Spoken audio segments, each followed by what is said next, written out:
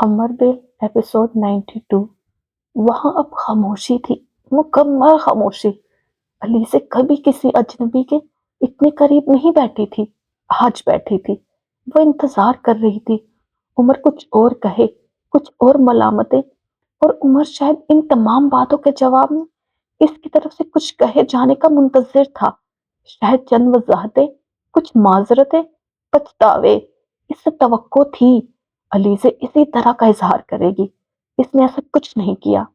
آپ ٹھیک کہتے ہیں۔ وہ اٹھ کر کھڑی ہو گئی۔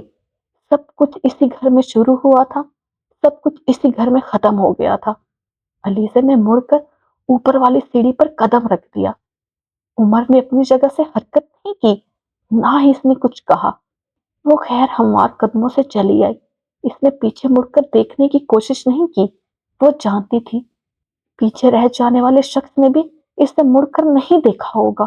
وہ اس کا ماضی تھا، ایسا ماضی جس پر اس کا پچھتاوا اب شروع ہوا تھا۔ وہ اسی طرح چلتی ہوئی اندر اپنے کمرے میں آ گئی۔ شہلا سو رہی تھی، کمرے میں تاریکی تھی۔ وہ دبے قدموں ڈریسنگ روم میں چلی آئی۔ لائٹ جلاتے ہی سامنے قد آدم آئینے میں اس نے اپنا عکس دیکھا اور چند لمحوں کے لیے ساکت رہ گئی۔ آئینے میں نمودار ہونے والا عکس کس کا تھا؟ اس نے نظریں چرا لی۔ شکست، احساس سے جرم، پچھتاوا، ہر چیز اس کے چہرے پر تحریر تھی۔ بولتا ہوا چہرہ۔ کوئی آواز اس کے کانوں میں لہرائی۔ اس نے آئینے کی طرف پشت کر لی۔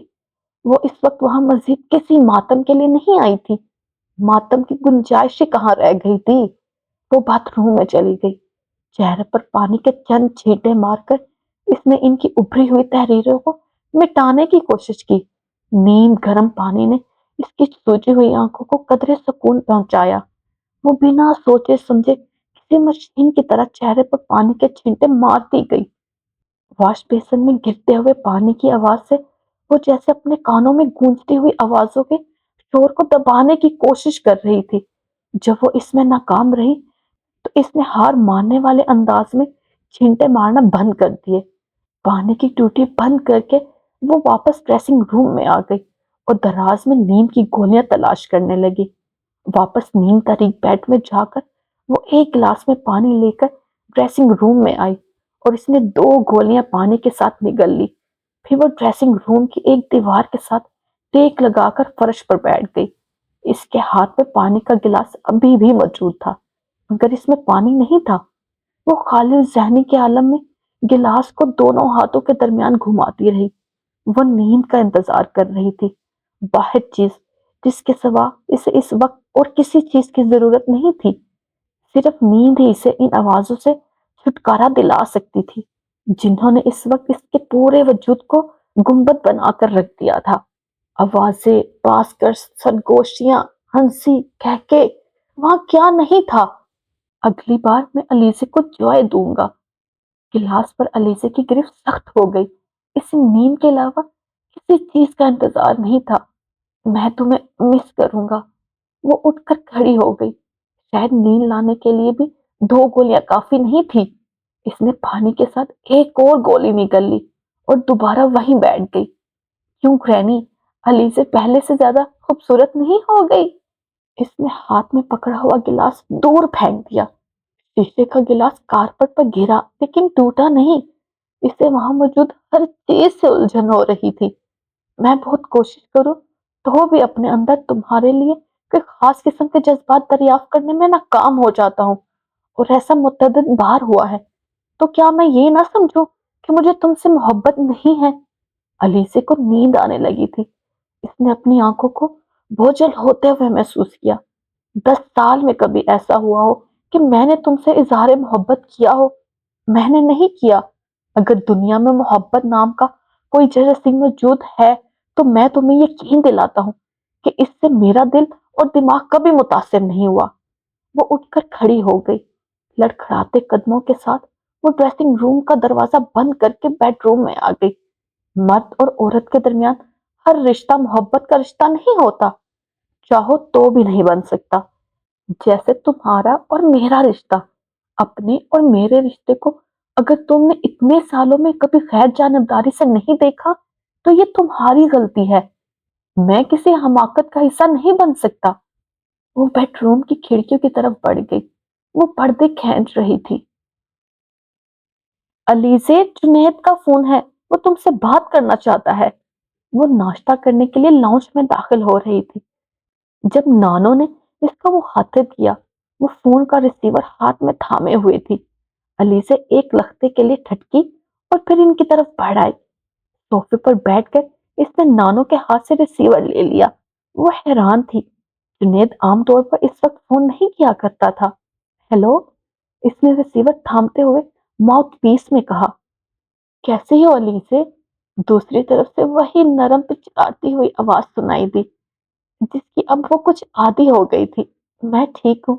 आपने इस वक्त फोन कैसे किया? तुम्हें हैरानी हो रही है? जुनैद ने खुशगवार लहजे में कहा। किसी हद तक। तुम्हें लंच पर ले जाना चाह रहा था, इसने किसी तनमीद के बगैर कहा। आप रात को मुझे बता देते जब आपने मुझे कॉल की थी। इस वक्त मुझे याद नहीं रहा, फोन बंद कर दिया। तब याद आया, फिर मैंने सोचा कि दोबारा कॉल करना ठीक नहीं, मैं सुबह कर लूंगा, इसलिए तुम्हें अब कॉल कर रहा हूँ। जुनैद ने बताया। वो कुछ सोच में पड़ गई। तुम्हारा लंच आवर कब शुरू हो रहा है? इससे खामोश पाकर जुनैद ने पूछा। 1 बजे, अलीसे ने कहा। ठीक है, फिर मैं ऑफिस से 12:30 बजे निकलता हूँ। आधे घंटे में तुम्हारे ऑफिस पहुंच जाऊंगा। जुनैद ने प्रोग्राम तय करते हुए कहा। तुम लंच आवर शुरू होते ही बाहर आ जाना। हम किसी करीबी रेस्टोरेंट में लंच कर लेंगे, फिर मैं तुम्हें वापस ड्रॉप कर दूंगा। मगर आज तो मैं लंच करना ही नहीं चाह रही थी, अलीसे ने कहा। क्यों? आज खासा मसरूफ दिन गुजरेगा ऑफिस में, शायद 1-2 फंक्शन कवर करने के लिए भी जाना पड़े, तो लंच आवर तो निकल ही जाएगा, इसने माजरत ख्वाना अंदाज में कहा। दूसरी तरफ कुछ देर खामोशी रही। फिर जुनैद ने कहा। तुम्हें यकीन है कि तुम किसी तरह भी कुछ वक्त नहीं निकाल सकती? अगर मुझे यकीन नहीं होता तो मैं आपसे कभी नहीं कहती, अलीसे ने कहा। हम किसी और दिन लंच कर लेते हैं। इसने फौरी तौर पर एक मुतबादल हल पेश किया। ठीक है, किसी और दिन कर लेते हैं। आप बता दीजिए कि आप किस दिन दस्तयाब होंगी। अलीसे इसकी बात पर मुस्कुराई। वो इसे आप इसी वक्त कहता था जब वो खासे खुशगवार मूड में होता था।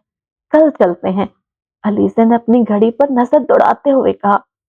कल? 1 मिनट, मैं जरा अपना शेड्यूल देख लूं। मुझे लगता है कल मैं ऑफिस से नहीं निकल सकूंगा, अलीसे ने इसे बड़बड़ाते सुना। फिर कुछ देर खामोशी रही। चंद मिनटों के बाद जुनैद की आवाज दोबारा आई। कल मुमकिन नहीं होगा अलीसे, परसों चलते हैं। परसों मेरे पास खासा वक्त होगा। ठीक है, फिर परसों ही चलते हैं। आपसे मैंने एक काम कहा था, आपको याद है? अलीसे को बात करते करते अचानक याद आया। ना सिर्फ याद है, बल्कि मैं पहले ही आपका काम कर चुका हूँ। 2 दिन में मैंने वो नक्शा मुकम्मल कर लिया था। अब मैंने अपने एक स्टूडेंट को इसे दिया है, ताकि एक दफा दोबारा वो इसे देख ले। मुझे उम्मीद है आज या कल तक वो ये काम कर देगा। फिर मैं तुम्हें सारे पेजेस भिजवा दूंगा। मुझे शुक्रिया अदा करना चाहिए, लीजा ने खुशगवार अंदाज में कहा। यकीनन, इसमें तो पूछने वाली कोई बात ही नहीं है। दूसरी तरफ से जुनैद ने बड़ी संजीदगी से कहा। बल्कि बेहतर है तुम मुझे शुक्रिया का एक कार्ड भिजवा दो। फॉर्मेलिटी अच्छी होती है, इससे मेरे जैसे बंदे को अपनी औकात का पता चलता रहता है, वो इसी संजीदगी से कहता। अली से प्यार हंसी। एक कार्ड ठीक रहेगा? इसने बजाय संजीदगी के साथ जुनैद से पूछा। हाँ, ठीक रहेगा, गुजारा हो जाएगा। जुनैद की संजीदगी में कोई फर्क नहीं आया। अच्छा, मैं भिजवा दूंगी, और बहुत ज्यादा शुक्रिया। माय प्लेजर कहना चाहिए, वो भी से पूछ रहा था। वेल, कहने में कोई हर्ज नहीं, इसने अपनी मुस्कुराहट दबाते हुए इसी संजीदगी के साथ कहा। जुनैद ने इसकी बात सुनने के बाद बड़ी संजीदगी से कहा। My pleasure. वो बेख्तियार मुस्कुराई। आप आज बहुत अच्छे मूड में हैं। मैं हमेशा अच्छे मूड में होता हूँ, जुनैद ने बर्दाश्ती से कहा। लेकिन आज कुछ गैर मामूली तौर पर अच्छे मूड में है। इसकी वाहिद वजह सुबह सुबह आपसे गुफ्तगू भी तो हो सकती है। फौरी तौर पर अलीजे की समझ में नहीं आया कि वो क्या जवाब दे। वो मुस्कुराते हुए खामोश रही। बहरहाल, इतना वक्त देने के लिए शुक्रिया। میں کارڈ کا انتظار کروں گا، جنید نے خدا حافظ کہتے ہوئے کہا۔ علیزے نے فون رکھ دیا۔ نانو پلیز ناشتہ جلدی لگوا دیں، مجھے دیر ہو رہی ہے۔ علیزے نے ریسیور رکھتے ہی بلند آواز میں نانو سے کہا، جو اس وقت کچن میں جا چکی تھی۔ وہ علیزے کی آواز سن کر کچن سے باہر نکل آئی۔ مرید ناشتہ تیار کر چکا ہے، بس چند منٹوں میں ٹیبل پر لگا دے گا۔ تم آج واپس کب آؤ گی؟ آپ کیوں پوچھ رہی ہیں؟ علیزے کو حیرت ہوئی، وہ عام طور پر یہ سوال نہیں کرتی تھی۔ مسز رحمانی نے آج ڈنر دیا ہے، پچھلی دفعہ بھی تمہاری وجہ سے نہیں جا سکی اور وہ بہت ناراض ہوئی، اور اس بار تو انہوں نے خاص طور پر تاکید کی ہے۔ نانو نے اپنے کلب کی ایک ساتھی کا نام لیتے ہوئے کہا، نانو میں تو آج بھی خاصی دیر سے ہی آؤں گی، مجھے آج ایک دو فنکشن کی کوریج کے لیے جانا ہے، آپ پلیز اکیلی چلی جائیں۔ علیزے نے فوراً معذرت کرتے ہوئے کہا، مسز رحمانی نے صرف مجھے انوائٹ نہیں کیا، تمہیں بھی کیا ہے۔ نانو نے اسے جتایا، میں جانتی ہوں، لیکن میں کیا کر سکتی ہوں، آپ کو پتا ہے میں آج کل بہت مصروف ہوں۔ علیزے نے وضاحت کی، یہ ساری مصروفیات تم نے خود پالی ہیں، کس نے کہا تھا دوبارہ اخبار جوائن کرنے کو؟ بہتر نہیں تھا گھر میں رہتی، کلب میں آتی جاتی؟ نانو نے اسے ڈانٹتے ہوئے کہا۔ علیزے خان ساما کو ٹیبل پر ناشتہ لگاتے دیکھ چکی تھی۔ وہ صوفے سے اٹھ کر ڈائننگ ٹیبل کی طرف بڑھ گئی۔ آفس ہمیشہ کی طرح تھا، وہ اپنے کیبن کی طرف بڑھ گئی۔ اس کی میز پر چھوٹے موٹے بہت سے نوٹس رکھے ہوئے تھے۔ اپنا بیگ ایک طرف رکھ کر وہ برق رفتاری سے ان نوٹس کو دیکھنے لگے۔ چند سرکٹس تھے اسٹاف کے لیے، کچھ آج کے دن کے حوالے سے ہدایات اور چند دوسرے نیوز پیپر آرٹیکلز کی کٹنگ جو اس کو بھیجے گئے تھے۔ تم نے بہت دیر کر دی، میں کب سے تمہارا انتظار کر رہی تھی۔ سالیہ اس کے کیبن میں داخل ہوئی۔ 3 دفعہ آئی ہوں تمہاری تلاش میں، سالیہ نے کہا۔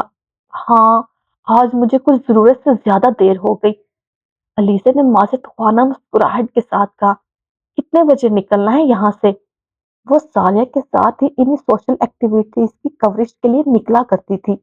وہ تو 12 بجے ہی نکلیں گے، میں تمہیں یہ آرٹیکل دکھانا چاہ رہی تھی۔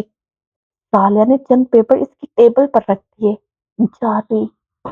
رک جائے۔ آپ نے اس ویڈیو کو لائک کیا؟ نہیں کیا نا؟ تو پلیز لائک کر دے، اور چینل کو سبسکرائب کیا؟ وہ بھی نہیں کیا ہوگا یقیناً، تو وہ بھی کر دے پلیز۔ اور اینڈ پہ کمنٹ کیا آپ نے؟ نظر آ رہا ہے آپ نے کمنٹ نہیں کیا، تو وہ بھی کریں تاکہ پتہ چلے یہ ویڈیو کہاں سے دیکھی جا رہی ہے۔ ٹیک کیئر، اوکے، اللہ حافظ، take care, tata, bye bye.